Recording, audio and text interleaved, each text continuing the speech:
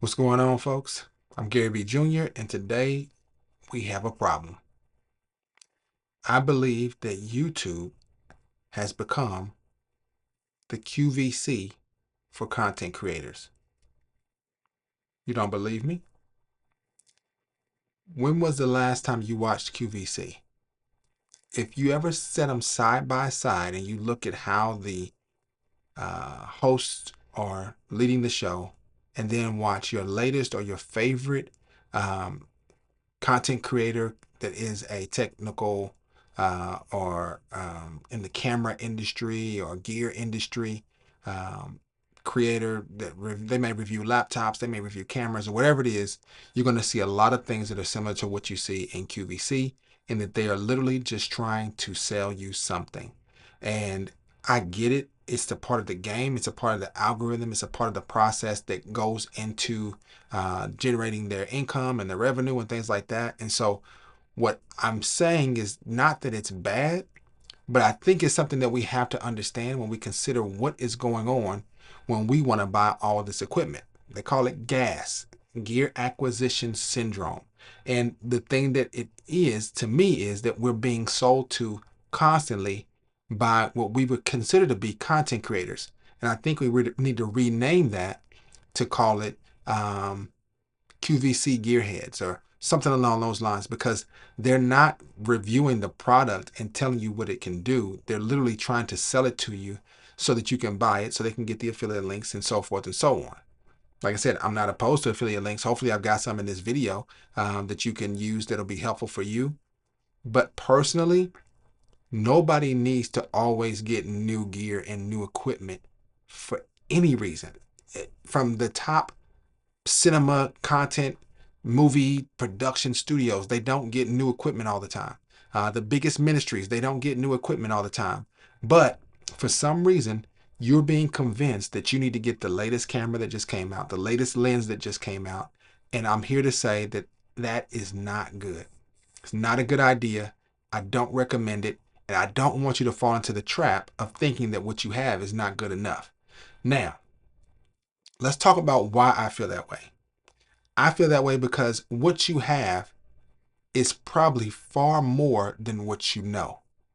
You probably bought your camera under the auspices of it being the best camera that you could get at the time that you got it. If that's you, I'm talking to you. Now, if you got a camera and you bought it and you know it was old and you knew it was well used and you knew it was not up to par for what you needed at the time, then that's a different situation, a different problem. However, most of the gear that's been made since 2010, and we're in 2025 now, most of the gear that's been made since 2010 has been well able to do more than most people will ever need, right? Shoot full HD, autofocus is decent, dynamic range is fine, create the video product, right? 30 frames per second, 24 frames per second, whatever it is, and give you room to edit it on a video editor, upload it onto a content provider or a website, a streaming platform, a distributor, whatever it is, and nobody would ever know what kind of camera you used. Now, what you'll find is your favorite content creators that review cameras and review gear and things like that, they're looking out for who's making what with what gear. All right. Now, that's important to them because that has to do with sales, right? So I don't know if you guys remember the FX3. Big deal in the camera industry when it comes to content creators for sure, because the autofocus was unbelievable. It has some features in it that were new to Sony when it comes to how they approached their cinema line, because this was the first one that was that small, and it had some features that they'd had in their cinema line, which I loved. It had some mounting points built into it, right? Kind of like a BGH1 or BHS1 or whatever it is from Panasonic, or kind of like what you would see like with a red camera where you can screw things onto it, monitors and things like that, which is really cool. I love the design. I love the layout of it. It didn't have a viewfinder, so it was more geared towards people that wanted to make videos. Apparently there was a film that was made, all right, and I believe it was called The Creator, if I remember correctly. I haven't seen the movie, but people were just all over the fact that this movie was made using that piece of gear, using that camera. And people that were in the YouTube world were fascinated by this fact. Well, never seen the movie, never interviewed the director or anything like that. But I remember coming across at least a video some time ago when this kind of hit the airwaves and the media streams and things like that. And one of the things that I realized or remember was the reason that that production company did that was because the camera was so cheap compared to their budget, and it was good in low light, right? And so for them, it was a cost savings venture. For us, that is not our approach. And the question I think we need to ask ourselves is why? Why are we maxing out our budget to get something that somebody bought to keep their budget below budget? And so if we take that same approach as they did, then we need to approach cameras altogether different. We need to approach gear altogether different. And I'm here to say, as a practical production, purpose driven production process, we need to have that same approach, but it doesn't mean we need to have the same camera, because my budget is negligent. It's not a fraction of what they had. It's nowhere to be found. But I do like to create content. I do want to use cameras. I want to use microphones. I want to use gear. And the question I have to ask myself is, how am I supposed to approach this in a way that meets my needs and helps me accomplish my goals? And I'm here to say that it does not mean I need to get the latest and greatest cameras. It doesn't mean I need to get the latest and greatest lenses, microphones, lights, or anything like that. Now, like you, I have fallen victim to gas. I was addicted to trying to get the latest and greatest and get the one that had the most features and could do this and do that. And when it was all said and done, I didn't use half of the features, but I got this great camera. And in hindsight, and in the back of your mind, I think what most people think is, if I get that gear, it'll make me better. And the truth is, you're the only one that can make you better.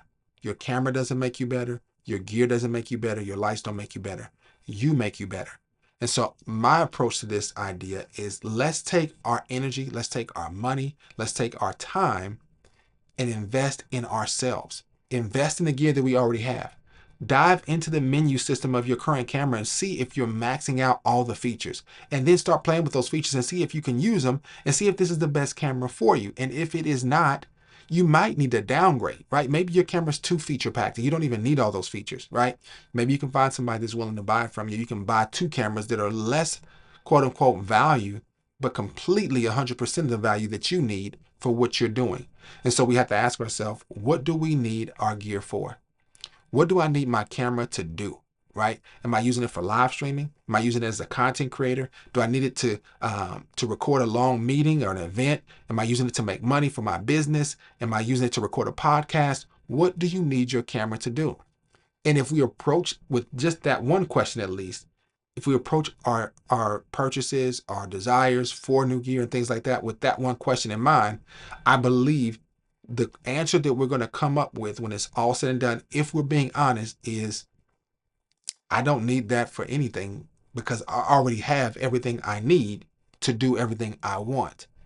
Now, what we don't get from our current gear or our older gear is that it doesn't make us feel like we can produce better.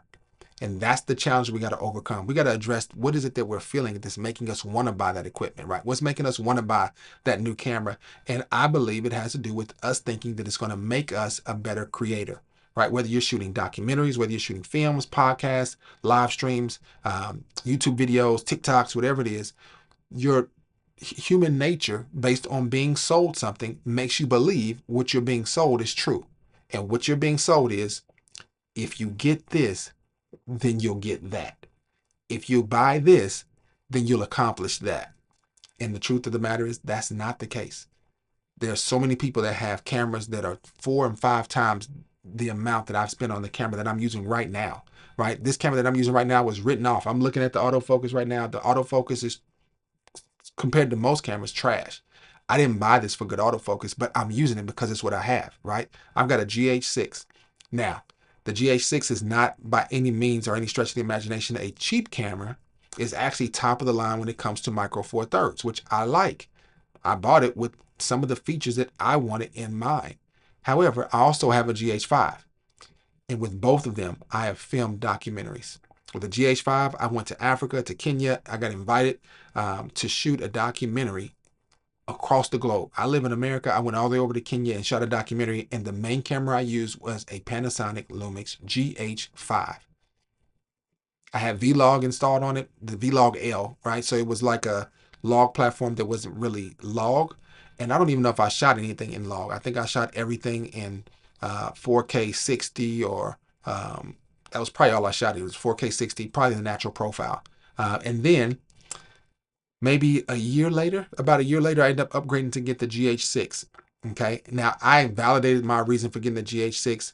I could have been just as fine getting another GH5, like just straight honesty, right? Just that's it would have been just fine. I would have been just fine. However, the GH6 had just come out. It was supposed to be better, and I wanted better because I wanted to do something better.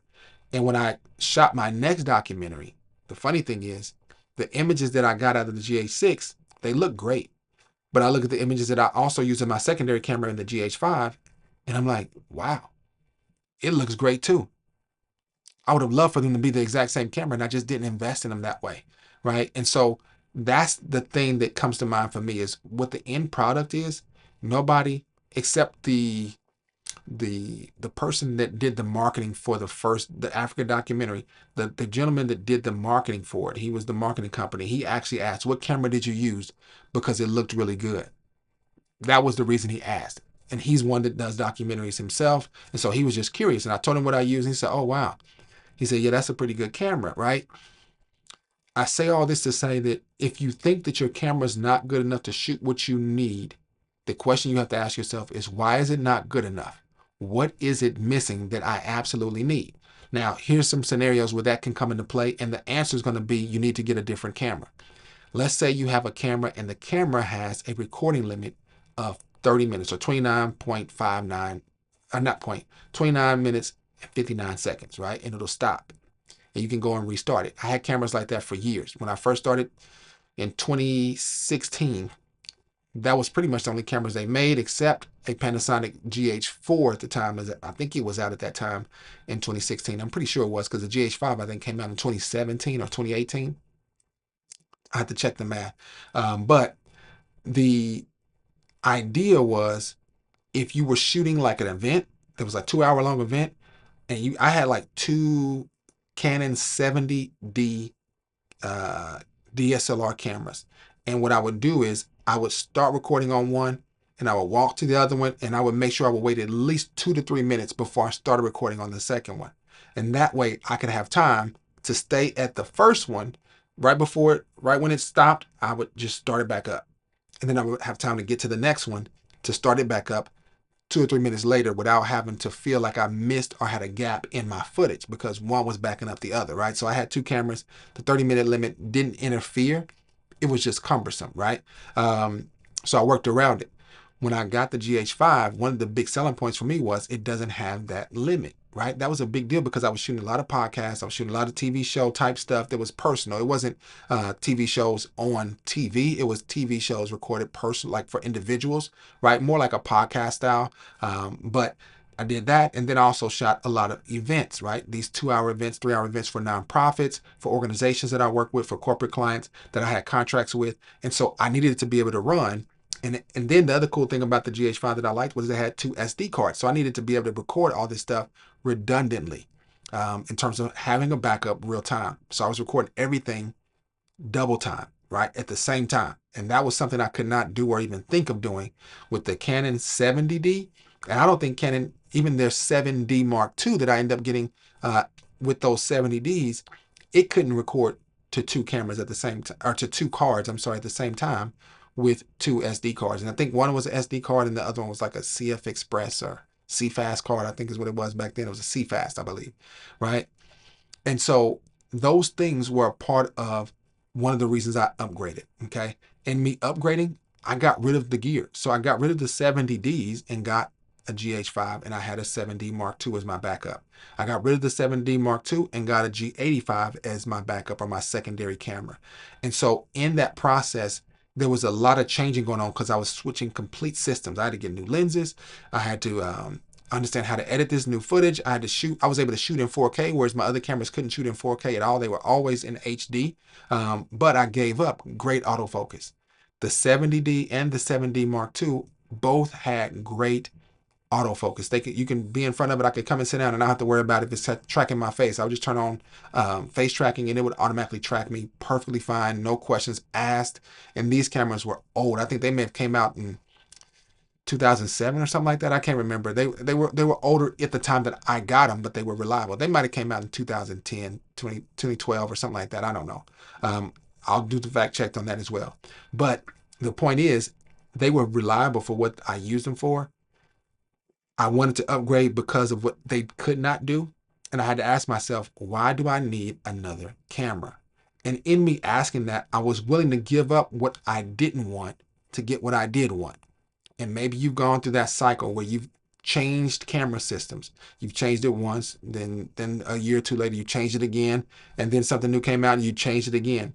That in itself is the epitome of losing money, right? Because you're literally losing money on reselling used gear, for one, because you're not going to get back what you paid for it. Obviously, that's with anything, right? With laptops, computers, whatever it is, you're not going to ever get back what you paid for it, but you're still paying a premium for the new gear, right? You're still paying at cost. It's like car trading in, and you're having a used car that you've been driving around and you want to get a new car. You're not going to get your money's worth for your used car by just doing a trade-in to get a new car. However, if you sell it on the used market to someone that wants a used car, you'll probably get a little bit different amount of return for it, which completely fine. However, why are you getting rid of that car, right? Usually it's going to be a reason for it. You got to ask yourself why, because you're going to end up taking on a new payment more than likely. And you got to take that into consideration. With cameras, it's the same way. Some of us are using we're using credit to get these things, and we're not making up our money. We're not using them for business. And even if you use it for business, for your own production company, you've got clients everywhere, right? You got 5 and 6 clients a day or 5 or 6 clients a week coming to you.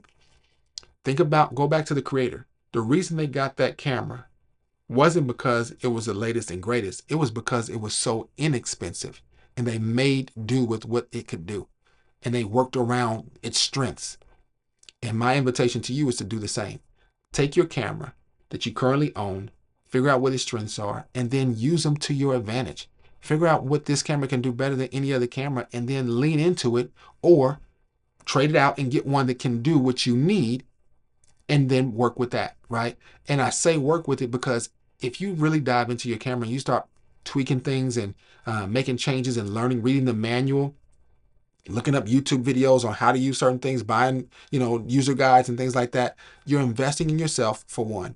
And you should be learning some foundational things, some basic things that are going to help you be a better filmmaker, a better creator, a better recorder, or whatever it is. You're a live streamer. If you're in a ministry and you're streaming the ministry event or meeting or whatnot, what you invest in learning should make you better. And all of that can come from something that you already have, right?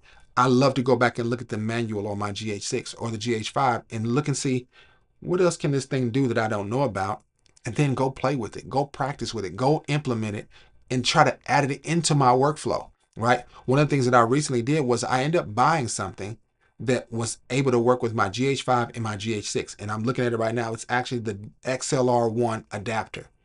Now, this is an old adapter. It came out when maybe with the GH4, I can't remember, but it's been out for years, maybe 10 years, maybe 7, maybe 9 or 8 or 9 years or something like that. But they just came out with the XLR2 module. And I could get that and it'll work with the GH6 to some degree. And it records in 32-bit float if I had a newer camera.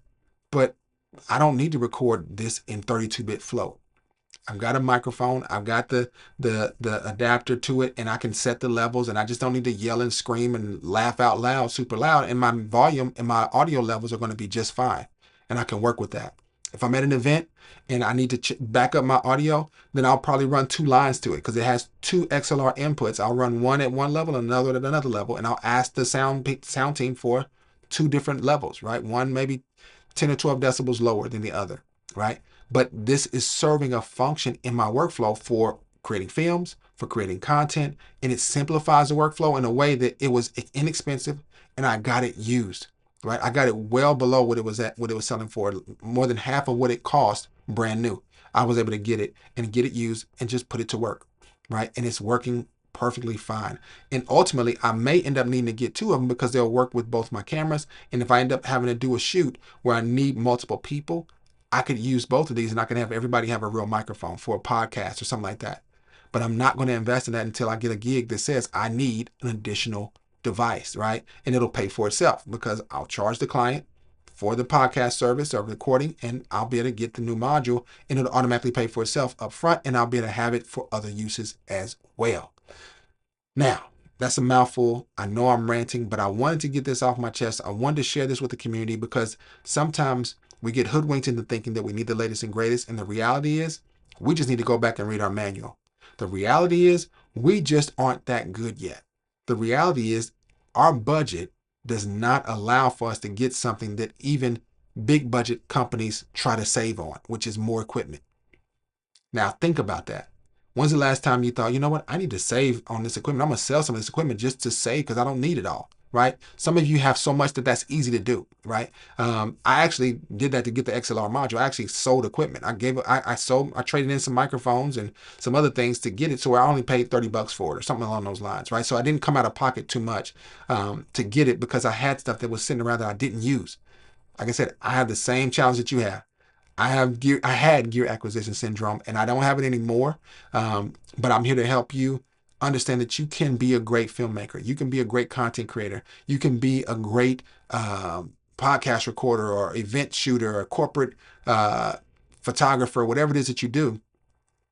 But it's not because you have great new gear. It's because you have invested in yourself to become a great photographer, a great videographer, a great cinematographer, a great podcast recorder, a great live streamer, a great volunteer at your ministry or your church. And it's all because of what you invested in yourself, not because of somebody sold you on QVC for gear. All right. So until next time, I'm Gary B. Jr., and this is the Practical Production